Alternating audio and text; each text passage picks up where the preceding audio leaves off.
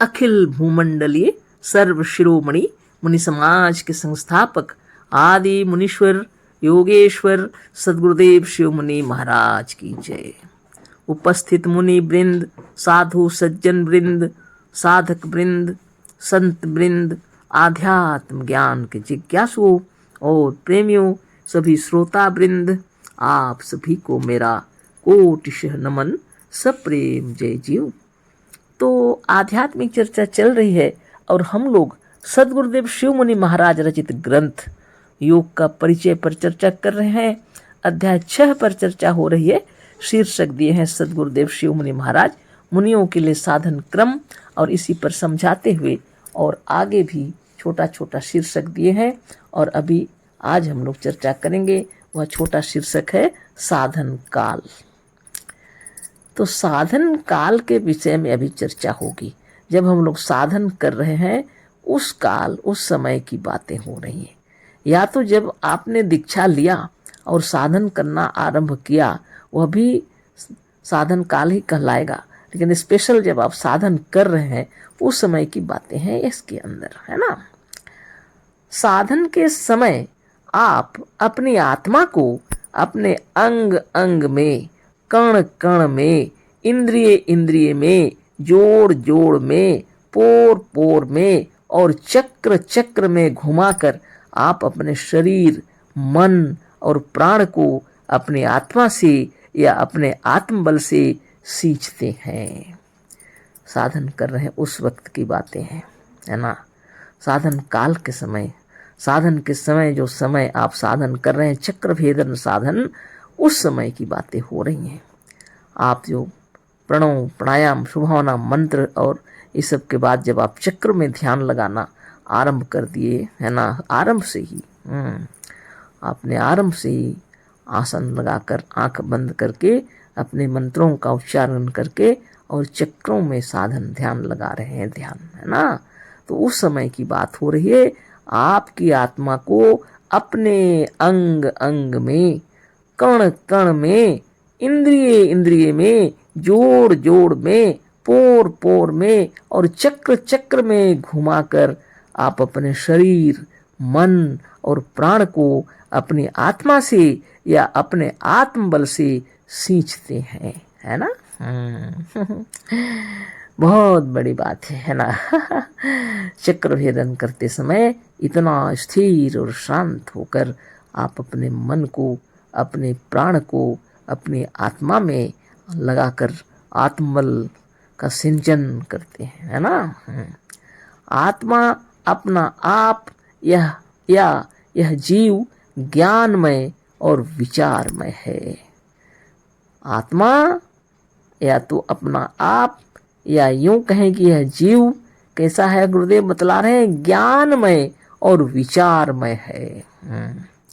आप स्वयं ज्ञानमय है और विचारमय है।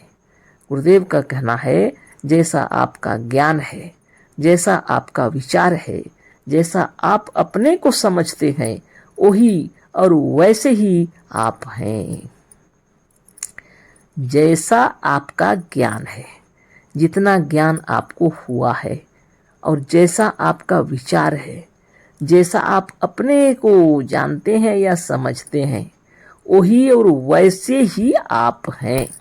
तो आपके ऊपर सब निर्भर करता है, क्योंकि आप जो हैं ज्ञानमय है, विचारमय है। आपका ज्ञान जैसा है, आपका विचार जैसा है, आप अपने को जैसा समझते हैं, आप वैसे ही हैं, है ना। मजहबी पुस्तकों को देखने से आपके हृदय में गुलामी के भाव उदय होते हैं। यदि आप साधन काल में, यानी जब से आपने दीक्षा लिया और इस बीच में आप अगर मजहबी किताबों का अध्ययन करेंगे, क्या होगा, आपके हृदय में गुलामी के भाव उदय होंगे। क्योंकि मजहबी किताबों में सभी ईश्वर को महान और खुद को उसका दास या गुलाम बताते हैं। भक्त मतलब गुलाम ही है। तो यदि आप मजहबी किताबों को पढ़ेंगे साधन काल में, तो आपके हृदय में गुलामी के भाव उदय होंगे। यह निश्चित है ना। मजहबी होकर आप यही समझते हैं कि हम कितना ही होंगे पर रहेंगे भगवान के गुलाम ही, भगवान के वश में ही। आप जब पढ़ेंगे मजहबी किताबें तो आपको कैसा लगेगा, जो भी हो, जैसा भी हो, कितना भी हम करेंगे लेकिन भगवान के गुलाम ही रहेंगे, भगवान के वश में ही हैं हम। ये मजहबी किताबें ऐसे सिखलाती हैं, जिसको आप पढ़ेंगे तो वैसा ही विचार होगा। मजहब सिखलाता है कि होगा वही जो भगवान चाहेंगे। मजहबी किताबें पढ़ेंगे तो आप उसमें तल्लीन हो जाएंगे। उसमें वही लिखा है कि भगवान जैसा चाहेंगे वैसा ही होगा। आपके विचार अगर उसमें आ गए, आपके विचारों के अंदर अगर यह घुस गया कि भगवान जैसा चाहेंगे वैसा ही होगा, मेरे चाहने से कुछ होने वाला नहीं, ये विचार अगर उत्पन्न हो गए तब क्या होगा? बिना भगवान के चाहे हम ना उन्नति कर सकते हैं, ना निरोग हो सकते हैं और ना चिरायु हो सकते हैं। अब रहा ये बात, अब आपके अंदर ये विचार उत्पन्न हो गया कि भगवान की इच्छा के बिना हमारी उन्नति नहीं होगी। भगवान चाहेंगे तो उन्नति कर सकते हैं, नहीं चाहेंगे तो कुछ नहीं, ना निरोग हो सकते हैं ना चिरायु हो सकते हैं। अगर आपके भीतर ये विचार उत्पन्न हो गया तो आपके शुभावना, आपके मंत्र जो आप जप रहे थे वो किसी काम का नहीं, क्योंकि भावनाओं के अंदर में ये वृत्तियां उत्पन्न हो गई। कुछ हो, कितना ही उन्नति करें पर भगवान नहीं हो सकते, आप सोच रहे हैं। भगवान से बढ़कर कौन कहे? भगवान यदि चाहेंगे तो सुखी होंगे, नहीं तो दुख मूल संसार में और रोग के घर शरीर में तो आए हैं ही। ऐसी बातें सोचने लगेंगे, संसार को दुख मूल समझेंगे और रोग का घर ये शरीर जिसमें तो आप आए ही हैं। तो भगवान से बढ़कर तो कौन कहे, है ना? आप भगवान भी नहीं हो सकेंगे कभी, है ना? तरह तरह की बातें सोच रहे हैं। यदि आपके ऐसे विचार हैं तो आपकी आत्मा भी ऐसी ही है। अब अगर आपके अंदर ये विचार उत्पन्न हो गए, आपके अंदर ऐसी विचार उत्पन्न हो गई तो आप ऐसे ही हो गए। ऐसी आत्मा को आप अपने शरीर के अंग अंग और कण कण में घुमाकर आप कुछ लाभ नहीं उठा सकते। तो ऐसी भावनाओं को आप अपने शरीर के कण कण में घुमाकर आप कुछ लाभ नहीं उठा सकते, निश्चित है ना? भगवान चाहेंगे तो निरोग होंगे, नहीं तो नहीं।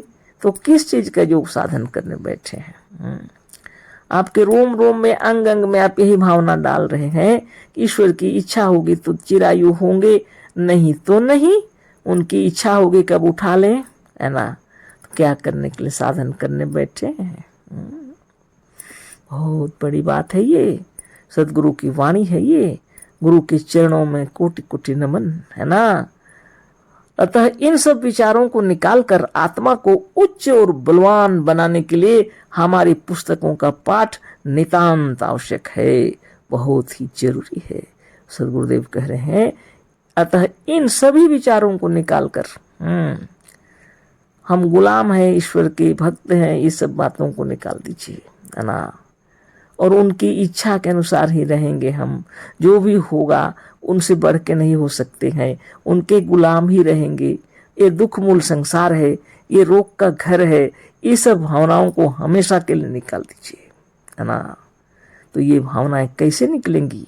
जब आप सदगुरुदेव के ग्रंथों का अध्ययन करेंगे, जब आप साधन ध्यान और तपस्या करेंगे और सदगुरुदेव के बतलाए हुए मंत्रों का उच्चारण करेंगे बारंबार, है ना?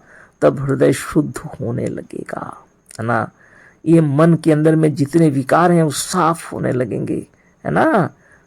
जैसे अंगारा होता है ना, थोड़ी देर के बाद उसके ऊपर राख दिखलाई पड़ने लगता है, तो क्या करना पड़ता है? उसको हवा देना पड़ता है ना? पंखा से या फूंक करके, जैसे भी करके।